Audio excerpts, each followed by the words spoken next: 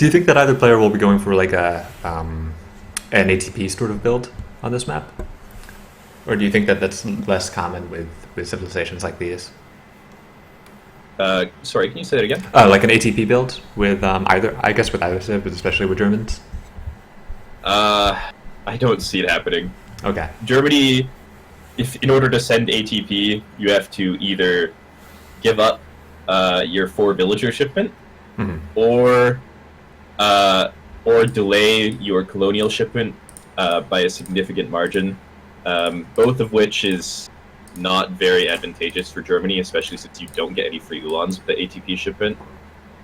For British, I suppose it's more doable than it is for German, but again, if you're building advanced trading posts, you're going to be not building manors, and yeah, that's not necessarily something you want to be doing. I see. So I don't expect it to happen, but you never know. Okay. Looks like Dishonored is starting off with that trading post. And it looks like Chusik is mirroring that trading post. Oh, yeah, interesting. So that's obviously something you definitely can do with British. It is going to mean that no one gets to take a look at these sort of bigger, like 80 food or 90 wood treasures that usually sit on the 4 corners of this plateau in the middle here, or grab those early yaks.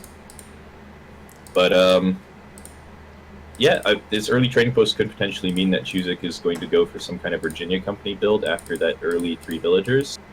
I'm not sure how effective that's going to be on a map with low resources like Tibet, or not necessarily low resources, but very spread out resources. So we'll have to see. Right. I did notice that Chusik did get an early 40 wood treasure, which might have contributed to his ability to get this trading post. It looks like he's also going to be getting another 50 wood, so it's nice pair of treasures that spawned really close to his early trading post.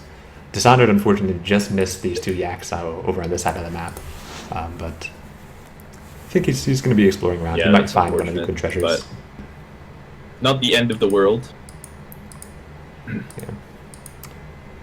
Yeah. So I know you have a lot of views on the different scouting patterns that you can take on this map. Could you talk a little bit about that? Because I heard a bit of it from Callan, but I'm not entirely sure what the different routes available are. Well, usually what I would do on this map is just immediately send your explorer either to the left or right to one of these 2 sides. Because on the inner plateau, on either side of the native trading post, there will spawn one of the stronger treasures, like 80 food, 90 wood, 85 wood, 80 coin, etc. And also 2 yaks will also spawn next to the native trading post on either side of the map. So that's typically where you want to send your explorer. Now, if you start with a trading post, and depending on what your opponent does, that might not necessarily be an option. But looks like both players kind of did a similar thing. They both started with a trading post, and then they both kind of walked across the map to the other side of the map for some reason to get that get those big treasures. But it's possible they just don't have as much experience playing on Tibet. It's a very popular map to play on. So I guess going into picking on this map, would you go for a civ that you want to do TP start with, assuming you get the wood for it, or would you prefer to do a civ that you just go immediately to get the yaks and the treasure on? Like assuming that the matchup is whatever. I think both are totally viable, but personally I prefer to forgo the trading post on this map until transition. Interesting. I feel like those early treasures can impact your age time and stuff a lot with certain civs, so it's sometimes not worth walking all the way to the trading post where there's usually not a lot of valuable treasures or yaks you can pick up. So, but at the same time, like if you're going to go for some sort of stagecoach build or something, then grabbing the early trading post can definitely help kickstart that once you hit into the early parts of colonial. I see. So taking a quick look doesn't look like either player's intending on stagecoach at the moment. Yeah, I took a quick look at both players' decks, and it looks like both of them have a lot of Age 4 cards. So Dishonored has the 10 Polish Hussars, 2 heavy cannons, 3 horse artillery, and then even Chusik actually it forgoed 1 card in early Colonial to put in 8 Hussars. So both players look like they could go into Age 4 with some plan. I don't know if either one intends to do that, but I would be interested to see what they go for if they want to do some sort of semi-fast industrial sort of build. I think especially Dishonored has the ability to do that if you wanted to. Mm-hmm. So I was going to pretend that I have the UI, but sadly I actually do not. Okay. I'm going to assume that Chusik said BC just based on how many manners he's putting up here. Yes, he did. So I actually like VC in this situation because you can spread your manners out a little bit on the map and avoid all that idle time when you're walking, like to this side, for example. But at the same time, he hasn't put down a military building yet against Germany, and that could potentially mean that these early 2 Ulans that will be arriving in the next 30 seconds or so could potentially find a lot of stray bills. Mm-hmm. But Dishonored did age quite late. Looks like he aged at like 5:15, so perhaps that's why Chusik is holding off on that military building, because he knows that he just has a little bit more time than normal.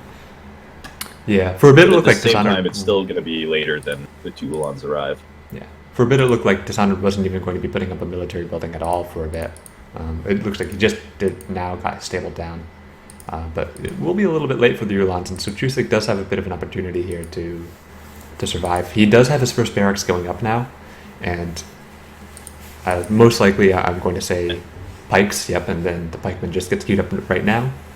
So I think, yeah, he's going for this economic style of play, just having just enough pikes to hold off any Ulans, and then eventually he'll either go up to Age 3 or go for a big military boom later on. Mm-hmm. And Dishonored has no idea that he has no units right now, so he's not feeling super comfortable to raid. And on top of that, Chusik did have his Explorer position in such a way that he could spot any early Ulans moving towards his base, so he's not going to be unprepared for these 2 Ulans, especially now with the 5 pikemen out. And yeah, it's possible that this late age time has already given too much time to the British player. Yeah, we saw the 2 Ulans had an opportunity to go for some villagers here, but the 5 pikes were out on the map. Looks like they could get... no. Chusik is actually pulling away very, very much in time. Some Ulans down here on the other side, yeah. Alright, doesn't head in that direction, unfortunately. Yeah, almost had the pikes catch up as well, but Dishonored was fortunately able to pull out just in time. So not too much damage coming down with these Ulans. I guess the compensation you get is that your opponent has to make these pikes, and the pikemen aren't going to be too great later on in the game. But even so, didn't really get too much value out of these Ulans either. Second trading post going down for Dishonored. It's definitely going to help him once he gets up to Fortress with the mid-game power spike. And I'm interested to see if Chusik chooses to follow him to Fortress, or if he drops a couple more military... Okay, here's the stable going down. That could still mean that he's going to age, but we'll see. I don't know how much food he has. 700 coin just came in. Does it look like he's aging to you? Looks like both players are about to age. Food. Yeah. Chusik, he has enough food to age, and he's going to have enough coin to age now. And he just did. And Dishonored is also just about to click up. And he has enough resources, so any moment now he'll be clicking up. Okay, there. So, yeah, both players clicking up. Chusik, of course, will be going for the slow age up. Dishonored, I think he's going for a fast age up. Yeah, it looks like that's coming up. So both players will hit age 3, Dishonored a little bit faster, and he'll hopefully be able to make an opportunity, or he'll hopefully have an opportunity to make something happen with that slightly early age up, maybe with a shipment. Get a bit of damage in, because he definitely does have a much weaker economy right now. Mm-hmm. But at the same time, even though Chusik has this huge eco, he's not out of the woods by any means. He only really has this last Huntier that's sort of safely behind his base. Right. Maybe like 3,000 or 4,000 food, and he can dump all of his resources, or all of that food into units, and then after that he's going to have to make some sort of play for the map. He could still try to hide out on a couple of these back hunts, but they're not easily defendable to like 2 Ulan raids that Germans like to pull off. I see. So even if Dishonored doesn't do a lot of early damage, he still has good chances to win just by denying the British player these pockets of resources around the map. Okay, so I think Dishonored right now, he's going up for that veteran Ulan upgrade, getting a nice treasure, which is always nice to see players just pick up small treasures while they're waiting for other things to happen. I'm wondering if he's planning on making a second military building right now. We haven't seen one come in yet. Okay, and he's going for the 1,000 wood, so that's going to be what he uses to get those barracks up if he goes for those. Meanwhile, I think this means that he doesn't intend to attempt to put on the early damage. I guess it'd probably be pretty difficult with this building placement that Chusik has out front and the cliffs and everything. It's pretty difficult to get in there and do anything meaningful. So he's just going to play it a little bit slower. 1,000 wood, possibly other crate shipments coming in. It's going to save him a lot of villager seconds. It's going to give him a lot of XP as he converts those resources into buildings and units and stuff like that. So this is actually going to help his mid-game even more. The second TP as well, he's going to have tons of shipments rolling in. It's actually worth noting that in terms of the yak count, Dishonored came out way ahead, right? There's like 7 yaks over here, whereas only 1 yak for Chusik. And so the amount of food that Chusik has is dwindling a little bit. He's started on that last hunt. He's still got a little bit out of a prior hunt that's still available to him, but after that he's only got these 2 berries and that single yak, which is not going to do very much. So he is going to have to push out onto the map pretty soon. And Dishonored is choosing to eat a couple of those yaks already. Again, I think he's just been setting himself up for this mid-game timing. He's starting to eat the yaks now. He's got the 2 trading posts, sending crates for the better resource value and XP conversion. So he's going to have a really strong army in a couple minutes here. And I'm not sure if Chusik will be able to compete with that if he runs out of resources, which it looks like he will pretty soon. Yeah, I think he'll end up on berries, but I guess Dishonored does have to make a considered effort to actually deny some of these other resources, right? If you look at where Dishonored's army is, it's on this north side of the map, whereas these deer are on the south side, and so it's not that easy for him to move his units down there. He would have to move some Ulans down, like a, as you were saying, like a 2 Ulan raid, but that'll only work if Dishonored actually does it. Otherwise, Chusik will be able to gather in peace. And 2 Falcons coming in for Chusik. Looks like that's going to be go time for him. And these are going to be pretty difficult for Germany to deal with since they don't have any Falconets of their own. And the cliffs and everything are going to make it very hard to flank at all. Nice war back and pick off there for Chusik. And the Falconets, actually, they're not quite set up yet, but okay. There they go. And that's a very difficult position to try and deal with those Falcons. He's going to have to concede a couple of these buildings, probably. Yeah. Interestingly, both Falconets, I think they're on different cliffs right now, so there's one Falconet that's down. Oh, okay, no, they're both down.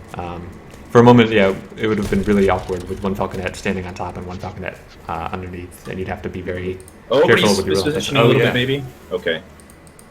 It does react in time, but looked close for a moment there. Yeah. Even so, this is a pretty hard position for Germany to come into. Just all the units are jammed in. But he's got Ulans popping from the back, potentially Minutemen coming soon as well. He is choosing to go for this, just going straight for the Falconets. Looks like he's not going to be able to get either of them. Does clean up the front line, the Hussars and Pikemen. 5 more Ulans popping from the back. Yeah, it looked like... But the Falcons are still alive. Yeah, it was a bit scary for Chusik there, right? We saw a lot of Ulans down.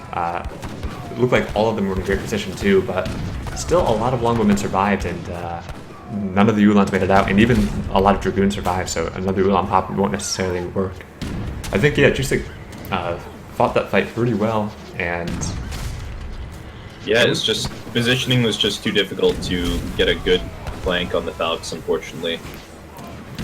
And so... Yeah, Dishonored that's going to be GG. Yeah. Chusik did push at just the right time as well. Like we talked about before, Dishonored was going for more of a mid-game sort of German mass, and I think Chusik sort of hit just before that mass would have been a little bit too overwhelming. So Yeah, if we thought, right, you got like a 9 Ulan pop right there, and then a 5 Ulan pop, like a 9 Ulan shipment plus a 5 Ulan pop, and if those 14 Ulans had been at the start, especially if they had been on the flank as they originally were, but if they came in at the right time, I think it would have gone a little bit better for Dishonored there. I think he also maybe a very different fight. Yeah, I think he might have been, maybe should have been a little bit more aggressive with managing those cavalry as well. It seemed like he got the connections, but then he didn't push them enough to take the falconets down, and as a result, the falconets got a lot of free shots off on the skirmishers. But nonetheless, I think Dishonored is going to have another chance to make it out of this one. Chusik definitely played very well, but even so, I think Dishonored wasn't. His build was strong enough that I think with a little bit more careful play, a little bit better micro during the fight, I think he would have done just fine. Oh. So Chusik will be. So I believe Chusik has to pick his civ first now, correct? Yep. All right, I'm gonna go out a whim and say that he's gonna pick Ottomans. That sounds accurate. I wouldn't be surprised.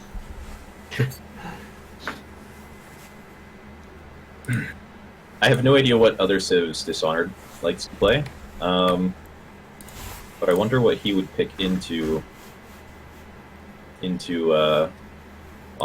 I'm just looking at his home cities right now. Looks like he's played a lot of German, a lot of Brit, a lot of French. Just going on his home city levels. Yeah. Could potentially pick something like Russia. All of these civs are, all these civs are a little bit awkward into auto though, potentially, so. So yeah, I'm looking at some of my notes for Dishonored. It looks like we've got British, French, China, Russia, Germany. All of which, I guess, Ottomans, they're a tough civ to play against, no matter what you play. Yeah, you're always gonna be reacting Right. to auto, almost irregardless of what you pick. There's very few civs or situations where you can be proactive in the early game against auto, just because they're so fast and they put on, like, their early military units are so strong. So we'll have to see what he chooses to go for. But yeah, Chusik did go for the Ottoman pick. I guess we can't be too surprised about that. And Hudson Bay is... I've heard that it is considered like the best ESOC map. I don't know if that's accurate, but it seems like it's a map that everybody's pretty happy about. There's a little bit of water usually, but it's not so dominating that you have to take it often. But it's an option. The hunts are nice. Oh, go ahead. Yeah, it's a pretty versatile map. I mean, you've got the trade line. You can go for stagecoach if you want. You've got viable natives with the Cree and the Huron. Right. You have water. You have livestock. If you get the summer version of the map, that is. There's like pretty big treasures to fight for in the early game, so you could potentially pick a civ that's pretty strong in H1 if you want to focus more on the early game. So there's definitely a lot of options you can go for here. And it looks like Dishonored's going for the British. You just have to ready up. Okay, great. So, yeah, British versus Ottomans. I don't know... I mean, British are actually a civ that I would pick into Ottomans often, but of course I'm not a top player, and it's just more of like my own play style favors picking British into this matchup, unless I'm going for a mirror. And the reason I do that is because my main problem is always managing a lot of Janissary and Avis gun, and then I think longbowmen do okay enough against Avis guns that I'm not super uncomfortable playing that as long as I have a lot of longbowmen. Hopefully that I can use a better economy to just have more longbowmen than my opponent has Avis guns. And so it's not a civ that I'm unhappy to play into Ottomans. But again, I'm not sure that I would consider them to be the best pick. Yeah, the only problem with Brit in this matchup, I guess, they do have a few things going for them. They age up pretty early comparatively to some other civs you could pick, which might give them a little bit more time to prepare for any early aggression Ottoman might put on. They also tend to scale pretty well. Their economy is always going to be significantly better than Otto's, pretty much no matter what build they go for. But at the same time, yes, they have longbows, but longbows can't really kite, right? And Otto likes to have this really tanky army of like Jans and Hussars, and then the Abyss backing them up that just cuts through armor. And so longbows, they can't kite. They don't have a very good multiplier against Janissaries. And also they have really low HP with ranged resistance. So there's not really any good defense against Abyss guns. But they do have the range, so it depends a lot on your building placement, how well you can fit get your hunts positioned before the aggression comes in, so that you don't have to have like this really tanky army just running you down and killing all your vills before you can set up your army in a way that you can't just get onto it and kill it. I see. So both players. That was a really long-winded explanation. I hope that made sense. Yeah. I'm just, as a remark, both players did go for a trading post. Of course, Ottomans were going to go for a trading post, but the British did as well. It was a wood start. I know that sometimes Ottomans can go for 2 trading posts on a wood start if they want to. They have to chop, of course, and it's something that I tend to do when I can. But interestingly, also, both players found these 2 polar bear treasures. Basically, two treasures both guarded by 2 polar bears, and they both adopted the same strategy of shooting it with an explorer, and then waiting for Crackshot to respawn, and then shooting it again. It looks like Dishonored, though, he did get the 125 wood treasure, which is, I would describe as the better of the 2 treasures. The other one is 150 wood. Mm-hmm. Yeah, I actually like Dishonored's decision to go for this trading post, I think. Mm-hmm. As we all know, Otto likes to build trading posts, to go for stagecoach and stuff like that. And building this trading post, even though it may potentially just die later on, it's going to delay any stagecoach. It's going to give him some information about what Dishonored's doing if Dishonored does choose to try to kill it, or if he doesn't choose to kill it and just chooses to stay on one trading post in FF or something strange like that. Like, it's going to give him a lot of information about what Chusik is doing, while also delaying a few builds that Chusik might choose to go for. Yeah. I see Chusik already going for that second trading post, so it does look like he does want to have more than one trading post, and as a result, this trading post from Dishonored is going to have an effect. I would be surprised if Chusik was only going to go for 2 trading posts and he didn't want that third one. Mm-hmm. I don't see any Ford villagers coming out just yet, right. But I would expect them to be moving out soon if he does intend to do anything stagecoach related. Yeah, it makes me want to go look at Chusik's deck, and I do see we have some industrial cards, so we could see him going into industrial if he wanted to. I'm always excited to see Ottoman go for fast industrials. Yeah, and at the same time, you got to remember Chusik is a vanilla player. Yeah. And back, I think, when he was playing on vanilla, the popular strategy with Ottomans was to age with the governor. I'm not sure if that's what he's gauging with right now, and just go for this sort of FF build.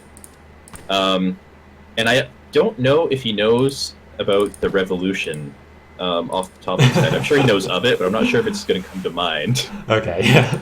So he did age with Quartermaster. That's the 400 wood option. Okay. Yeah. And Ford villagers. Yeah, we do see Ford villagers, yeah. So I've always been interested in like Ottoman mind games, right? Like one Ottoman mind game is where you send the villagers forward anyway, but then you just FF, just to mess with your opponent. I don't know. It's probably not a viable strategy, but it's always entertaining because Ottomans have this ability to be so good at concealing what they are actually doing until it's happened. We do see the bears going up. You can scout their base. Yeah.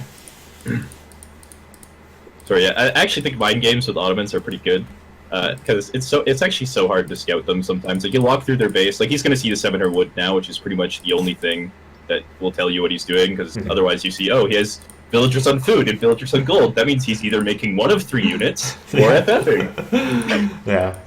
So yeah, we do see the barracks going up. We see 700 wood.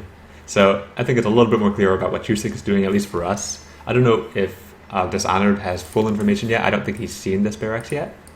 And actually, an artillery foundry. 700 wood is wood is definitely going to be a giveaway that something H2 is going on. Yeah, that's true. Yeah.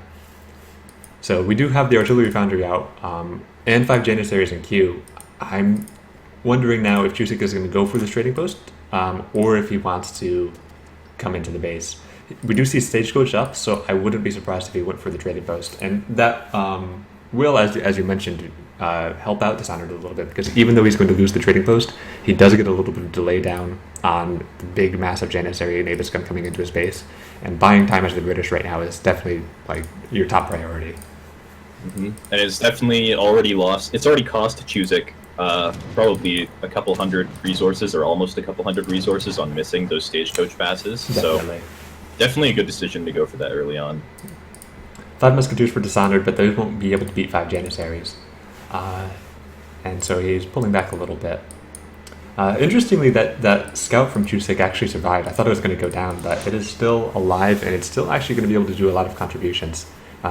It's parked right here over this Hunted Mine, which eventually are going to be, if this game goes long enough, they're eventually going to be the only available mines left for Dishonored. So I think that's going to provide Chusik a lot of information if this game goes late, and I'm glad that he parked it right there to be able to keep an eye out. It looks like Chusik's not content with leaving the British to their own devices while he goes for that trading post. Just going to forgo the trading post, put on a little bit of pressure, see what Dishonored is up to.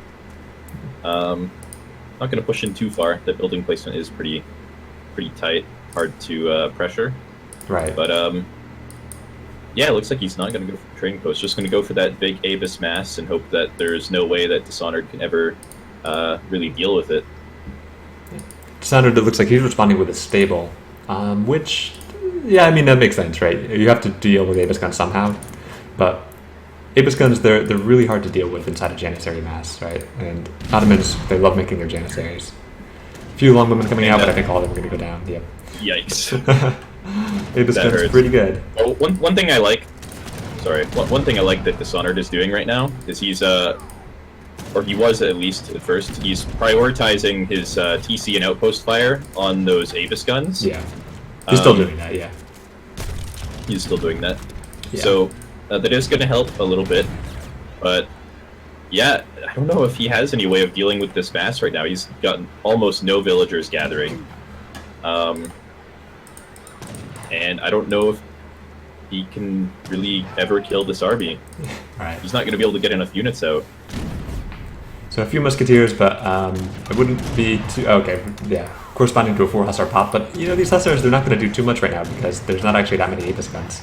And they're not on the Abyss guns right now. Yeah, at the same time, though, Janissaries don't do as well against Hussars as other Musketeers, so they weren't that bad, but maybe not quite enough. Yeah, we got a 6 Musketeer shipment. I think maybe if he had that 6 Musketeer shipment with the Minutemen and the Hussar pop all at the same time, it might have gone a little bit better. But yeah, even as is, I think Chusik is definitely in command of this game. Like, he can pretty much just... Like, Minutemen are gone, like, 6 Muskets is gone, Hunts are hard for Dishonored to gather on, and Chusik can pretty much just sit under this TC for the rest of this game. Right. And unless some sort of miracle happens for Dishonored, I think it's going to be pretty hard for him to come back. No Colonial Militia available for Dishonored as well, so yeah, that's going to be the game. Well, you know, it's nice occasionally to see just a normal Jan Abyss Ottoman push, because as a former Ottoman lamer, I can appreciate a good Jan Abyss mass, and we don't see that too much at that top level anymore. So even though this game was a little bit short, I think it was still great to see one of the top Ottoman players do Ottoman things. He'll be going on... Disgust. No, I'm just kidding. He'll be going on into the round of 2, I think.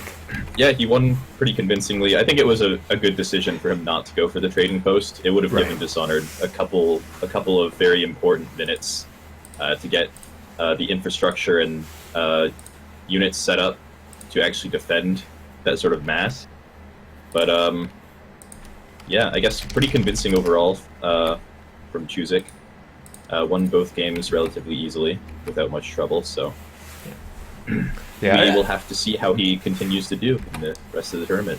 I definitely think Dishonored put up a good fight. I think it's really hard to beat Ottomans no matter what level you're at, and so you know he put up a good fight here. He made some good decisions, but it's hard to beat the Ottomans. And then definitely in game 1 we saw some pretty high potential out of him. So I know this is his first tournament after a while coming back, but we really hope that we can see him in the future.